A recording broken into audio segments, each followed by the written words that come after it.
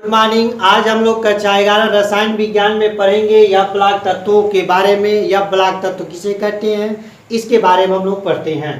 जैसा कि आप सभी जानते हैं, पीरियाडिक टेबल से नीचे बाहर यह ब्लॉक तत्वों को रखा गया है। ये नीचे रखे गए, इसे ही यह ब्लॉक के तत्व कहते हैं। इसको 14 वर्गों में बांटा गया, ऐसे करके 1 2 3 4 5 6 7 8 9 10 हो गया, 11 12 ये 14 हो गए। 14 वर्ग। उसके बाद इसे 2 श्रेणी में बांटा गया, जिसे 4F श्रेणी और 5F श्रेणी कहा गया। 4F श्रेणी को लैंथेनाइड श्रेणी कहा गया और 5F श्रेणी को एक्टिनाइड कहा गया। एक्टिनाइड, लैंथेनाइड तत्व और एक्टिनाइड तत्व, जिसे लैंथेनाइड श्रेणी और एक्टिनाइड श्रेणी के नाम से भी जानते हैं। यह ब्लॉक तत्वों को 2 सीरीज में रखा गया, 4F सीरीज और 5F सीरीज। 4F सीरीज को लैंथेनाइड सीरीज कहा गया, 5F सीरीज को एक्टिनाइड सीरीज कहा गया। दूसरी चीज, यह ब्लॉक तत्वों को आंतरिक संक्रमण तत्व भी कहते हैं। आंतरिक संक्रमण तत्व, इनर ट्रांजिशनल एलिमेंट। आंतरिक संक्रमण तत्व किसे कहते हैं, क्यों कहते हैं, इसके बारे में समझिएगा। आंतरिक संक्रमण तत्व, अगर किसी तत्व का इलेक्ट्रॉनिक विन्यास निकालते हैं, बाहर के 3 कोष अपूर्ण भरे रहते हैं, उसे आंतरिक संक्रमण तत्व में रखा गया था। बाहर के 3 कोष अपूर्ण भरे रहेंगे। वो बाहर के 3 कोष कौन होंगे? N-2 F होगा, ये 1 से लेकर के 14 तक होंगे, क्योंकि 14 ही वर्गों में बांटा गया।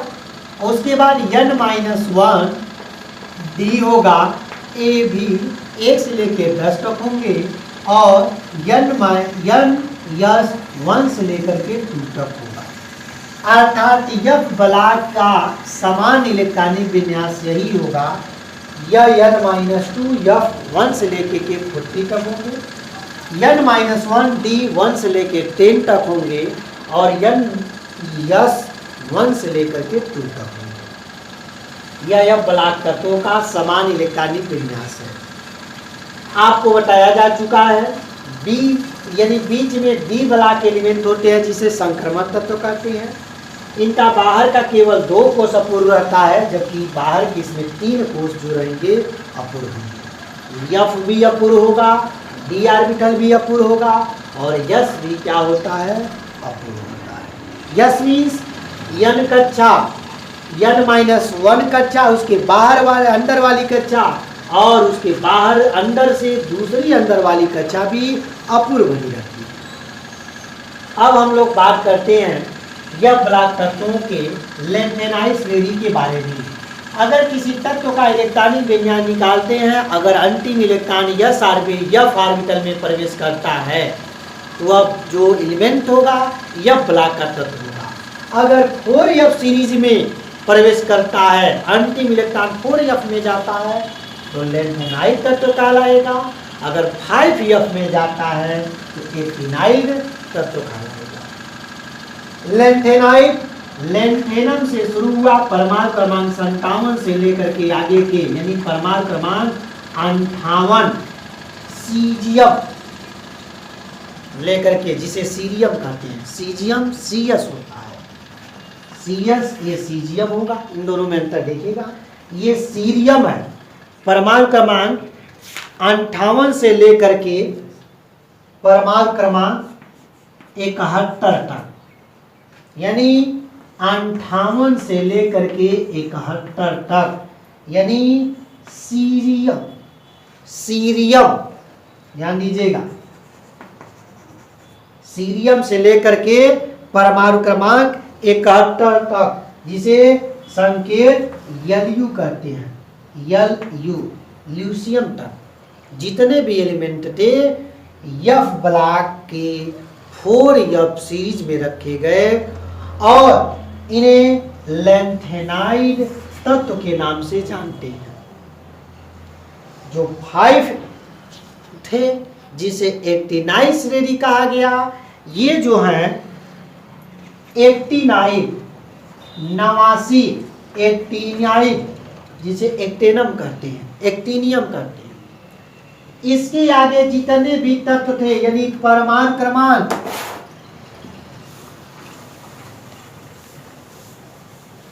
58 से लेकर के 71 तक, सीरियम से लेकर के ल्यूसियम तक, ये जो थे 4F सीरीज में रखे गए, इसीलिए इसको लैंथेनाइड एलिमेंट कहते हैं।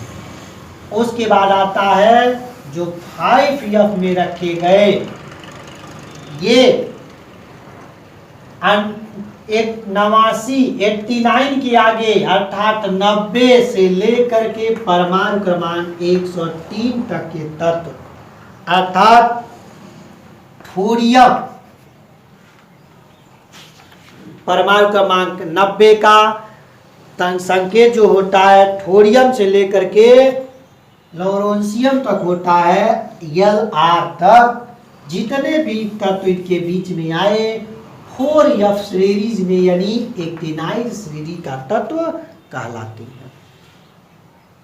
आप याद करिएगा 58 से लेकर के 71 तक लैंथेनाइड, 90 से लेकर के 103 तक के तत्वों को 4F में रखा गया, एक्टिनाइड में रखा गया। इनका समान इलेक्ट्रॉनिक विन्यास हमने बताया है, N-2 F होगा, 1 से लेके 14 तक होंगे, N-1 D होगा, 1 से लेके 10 तक होंगे, N-S 1 से लेकर के 2 तक होंगे। लैंथेनाइड का जो ऑक्सीकरण अवस्था होता है समांतर ऑक्सीकरण अवस्था +3 होता है, जबकि एक्टिनाइड श्रेणी के जो ऑक्सीकरण अवस्था होता है वह समांतर 3 से लेकर के अधिक यानी 3-4 तक श्रेणी होता है।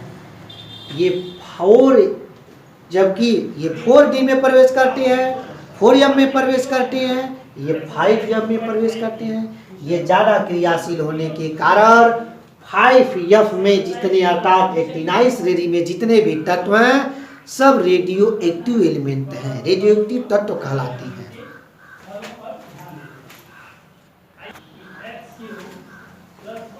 लैंथेनाइड के जो तत्व होते हैं या 4F में प्रवेश करते हैं, इनकी ऑक्सीकरण संख्या समानतः +3 होती है। ये ज़्यादातर विद्युत सहसंयोजक यौगिक बनाते हैं। इनके गलनांक और क्वथनांक उच्च होते हैं क्योंकि इनमें विद्युत संयोजी बंध पाया जाता है। आगे बात करेंगे हम लोग F ब्लॉक तत्वों के विस्तृत अध्ययन के लिए हम लोग नेक्स्ट वीडियो में बात करेंगे। तब तक के लिए आप सभी को धन्यवाद।